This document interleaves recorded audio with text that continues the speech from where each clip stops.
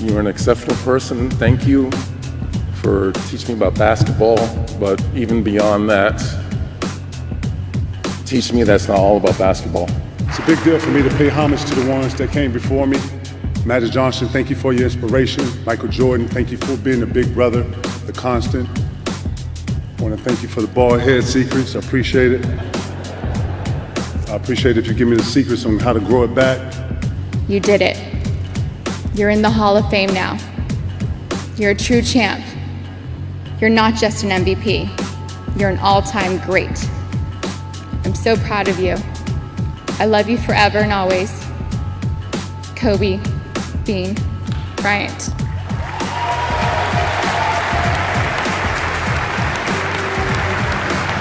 Kobe Bryant's rock right there. Vanessa Bryant, such a queen. Over the weekend, Celtics legend Kevin Garnett, Spurs great Tim Duncan, and the global icon that is Kobe Bean Bryant were all inducted into the Pro Basketball Hall of Fame. LeBron James, Stephen A., called these three inductees the best class ever. Would you say LeBron's right? I think he is. I think he's absolutely right. I'd like to go down the list, ladies and gentlemen. You know, if we're talking sizzle and pizzazz, then obviously there's something that falls short there when it comes to Tim Duncan, because Tim Duncan was never about the sizzle. He was just a born winner. But let's take this into consideration. We've got Kobe Bryant here, 18 All-Star appearances, 11 first-team All-NBA spots, and 5 championships. We have Tim Duncan, 5 championships, 15 All-Star appearances, and 10 first-team All-NBA nominations. We've got Kevin Garnett, an NBA title, 15 All-Star appearances, and 4 first-team All-NBA. Ladies and gentlemen, think about that. That's 11 championships, okay? That's 11 championships. Again, you've got 48 All-Star appearances, all right? When you talk about first team, that's 25 first-team appearances as well. Nothing has ever been more decorated. Then we don't even bring in Kim Mulkey into the situation. She's a national championship. Okay, to catches, we don't bring her into. She's a champion. I mean, it's champions all over the place. Rudy Tomjanovich is a 2-time NBA champion as a coach. And so when I look at it from that perspective, there's just no denying how decorated this is, how decorated these individuals were. Again, it was devoid of the sizzle per se, even though I think that Kobe Bryant, obviously his appearance, his presence rather, definitely brings a sizzle to the equation. It's just that because of his tragic passing, we obviously have to look at it, and that's not the appropriate word to use, but we know what he would have brought if he were alive and in presence there, and he was just such a Vanessa did do a tremendous job, and we'll play part of that speech and react to it later in the show. She was phenomenal. It was touching. It was heart-wrenching. Yeah. It just broke my heart to see her, because I just think about her and what her and her wonderful children are going through right now, not being with him, not being with Gianna as well. So it's definitely painstaking, no question about it. She's an exceptional woman, grace under fire. She's beyond impressive. Phenomenal, and Kobe loved her dearly. And so you take that into consideration, but you look at these decorated individuals, there's just no denying what we witnessed and what we saw. And I think it's the greatest class ever. There's a very good argument for that, but I want to stick up for the Michael Jordan class. First of all, because it has 2 players in it that have become totally underrated by history. I'm tired of the way Stockton gets talked about in the media, especially on this show. Like, Stephen A., I liked Isaiah more because his peak, he won championships, right? And he could score whatever you needed him to do it. But, like, by a little over Stockton. People are snoozing on John Stockton right now. Jordan went in with David Robinson and John Stockton. Stockton has the all-time assist lead, Stephen A., by almost 4,000 assists. If you look at number 2, 3, 4, they're all like bunched together. This one's 1,500 ahead of this one, 500. He's 4,000 ahead of the next guy. And that's because he went to 10 All-Star teams, because every single year he was having seasons where, if you look at the stats, you could say he didn't win championships, that's fair. But if you look at the stats, he was having seasons that fit into other point guards' greatest seasons. Maybe they had 4 or 5 of them. And Stockton had like 15 of them. Stockton was all NBA twice. He was all second team 6 times. He was all third team a bunch of times. He was a great defensive player. Stephen, that gets lost. David Robinson. This dude, like, Would I take Duncan over Robinson? Yes, in the end I would. Olajuwon got Robinson when it mattered most. But we had like David Robinson's one of the best to ever do it. And the numbers he put up are ridiculous.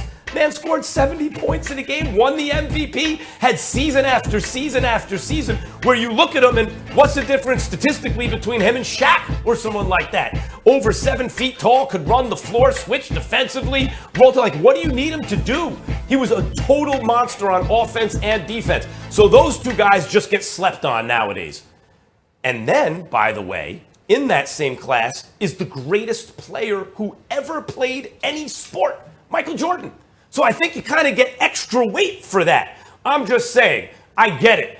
Kobe and Duncan and Garnett are all like, you know, 2 guys in the top 10 or 15 and another guy in the top 20 or 25. I get it.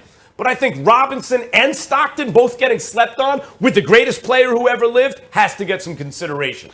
Well, Max Kellerman, I do really deeply appreciate you going on that lengthy soliloquy just to say that you agree with us, because you didn't sit up there and make an argument against the 2020 class. This weekend's class being the elite class. What you're saying is that you wanted to make sure that the others get their respect. I don't recall anybody disrespecting John Stockton. I don't recall anybody disrespecting, Michael Jordan or anybody else or David Robinson. But since you brought those names up, let me remind you. John Stockton never won a championship. Now, granted, it's because Michael Jordan got in his way not once but twice, but he never won a championship. Karl Malone, same thing, 0-3 in the finals, never won a championship. David Robinson, for years, everybody was looking for the admiral. A matter of fact, it got to a point in '94 where we said, okay, this is your time when we're going to see him go up against Hakeem the Dream Olajuwon.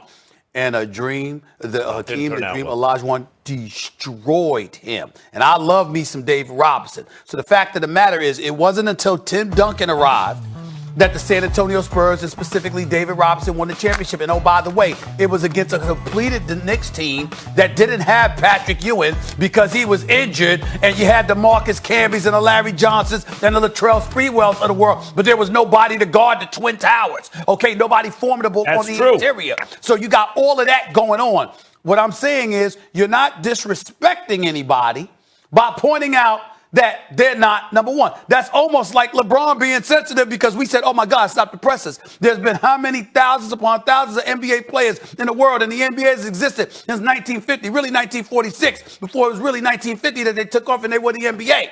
And we call LeBron James the second greatest player in the history of basketball. And stop the presses is an insult. It's an insult in some people's eyes. It's an insult that we called him number 2 instead of number 1. So you're better than everybody else on the planet for one guy. Yes. And that's how your argument sounds right now. One thing about being destroyed by Olajuwon. Olajuwon stopped Ewing. He stopped Shaq when Shaq had Penny and Grant and Nick Anderson. He was crewed up. Dennis Scott was crewed up. Olajuwon stopped Robinson, Shaq, Ewing. Olajuwon may have stopped anybody at that point. Like, you got the case that peak Olajuwon was as good as it's ever been. So coming in second to that guy is okay. And by the way, Garnett got 1, and Garnett's great, but Garnett had 2 other Hall of Famers with him in Ray Allen and Paul Pierce to get the 1, okay? Just like Robinson got his 1 with Tim Duncan. All right, that happens. Stockton never won a championship. I agree. That's what places him 3rd in this group. So you just want to echo what we're saying? Like when we talk about the all-time, when we talk about the all-time point guards, you act like you can't even make a case for Stockton when we bring up Isaiah. Oh, you can make a strong case. I like Isaiah by that much. No. You're being disingenuous, and Isaiah Thomas himself already checked you on this on national television. It's not that we're disrespecting John Stockton. It's not that we're not acknowledging that he was a Hall of Famer and a great point guard. The argument was he wasn't Isaiah. He never should have been picked over Isaiah to be a member of the Dream Team, and we know that it was off the court relationship but at the time he was better. That hindered Isaiah Thomas from being on the original Dream Team, because one of the biggest catastrophes in the history of basketball is that Isaiah Thomas wasn't on that original Dream Team in 1992. But at the time, and everybody knows it. Stephen A., right, because they had some guys that were a little past it and still on the team. I agree with that. But at the time,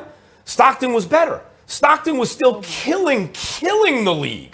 Like Stockton, what could Stockton not do? He's a great defender, all first-team NBA defense. He could shoot the three. They just didn't do it a lot back then. He could run the pick and roll to perfection. He led the league in assists by 1 million every year. Listen. I'm telling you right now. I swear to God, I'm going to go up to the bosses. I'm going to have you. I'm going to tell them to stop letting you talk basketball. I'm serious. You can't do this. Don't act like for defending John Stockton offensively. Hold on. Stop it. Stockton could do. What couldn't he do offensively? I can point out plenty of things he couldn't do offensively. He's a great point guard and floor general, but he had his limitations offensively. And we all notice, anybody that watched basketball knows that about Stockton. In the what end, you want from your point guard. In 1992, when you want to say he was better than Isaiah was literally about to retire, and we all knew that with the guys that you had on the team, they weren't picking the guys based on where they were then.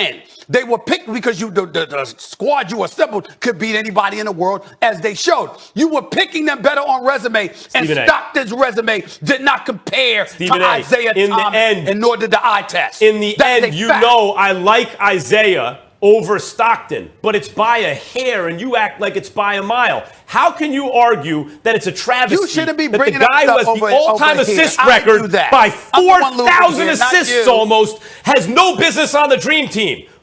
He's 4,000 assists. I didn't say he had no business. I did not say he had no business. 3,800 assists. Okay, you see, what you want to do is recreate a narrative and lie over the national airwaves about what people's positions are. Nobody said that Stockton did not belong on the team. What they said was he should never have been picked ahead of Isaiah Thomas. The argument was him versus Isaiah, not his legitimacy for being on the team. Nobody questioned that about Stockton. Just that he didn't belong there against Isaiah, ahead of Isaiah. Everyone knows that. The guy who didn't belong on that team was Christian Laettner, but that's a story for another day. Stockton was fine on that team. He did belong. They had a college guy who was college player. I can't wait for that story another day.